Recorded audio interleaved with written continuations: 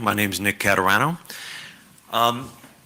Prior to COVID, State your address, please. yes, 1005 Karen Ridge Court, Kissimmee, Florida, 34747.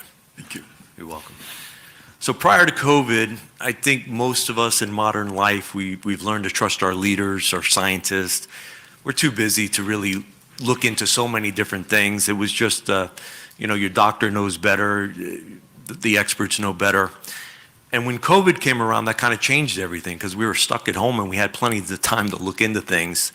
And I think with all the COVID measures that were coming down and the vaccines, I wasn't against vaccines per se. I didn't know what to think. I just wasn't comfortable taking a shot before I knew what the efficacy was over time. And working at Walt Disney Company, it was being mandated and our jobs were being threatened. And getting COVID and getting better and using early treatments that were available that were demonized, I dug in a little deeper and I found out that why did the experts have it all wrong? Why were the doctors telling me something other than what my experience was? And I wrote an open letter to Disney at goofyvaccine.com. If you go to the menu, I have an open letter there that's aged over 4 years and it's held the test of time.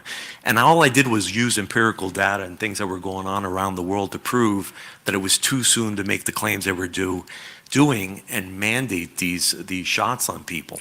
And that opened the door for me to question a lot of different things. As I've thought of a lot of the health issues, I've thought about the fluorination in the water.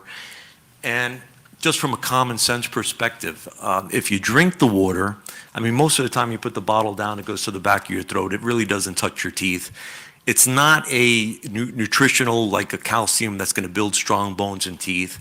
They're hoping the fluoride's going to be on your teeth, and we don't swoosh it around our mouth trying to bond it there. And with so many products on the market and so many of us brushing every day with fluoride and being able to go to the dentist and get the fluoride if we so choose, putting it in the water now that we know that there's the risk versus the reward and the adverse reactions, it doesn't seem like it's a valuable choice. And I'm here to just encourage better decision making about that because it just seems to be a practice. I know there's a lot of dentists that are concerned, genuinely concerned, but I got to imagine if the doctors would have taken the time over COVID and spend the time to research like many of us had, if they would look at the new data. I have JAMA Pediatrics literature. It's a medical newsletter, and they recently just come out against the fluorination process as well. So there's a lot of reasons for people, and if they would take the time, I think they would have a different opinion on it. I want to read what JAMA wrote.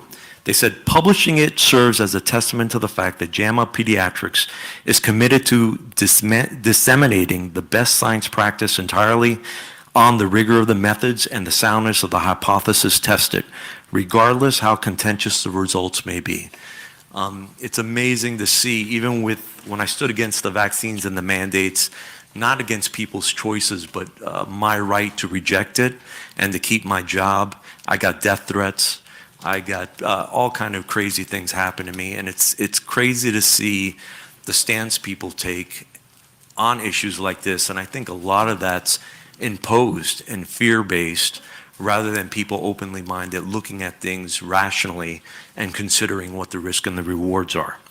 Informed consent is something that people have brought up, and I think there's statutes on the Florida law that's 381 that talks a lot about that can look into it. This is a medical procedure that's going into the water system, and there's no individual informed consent for people, what the risk may be.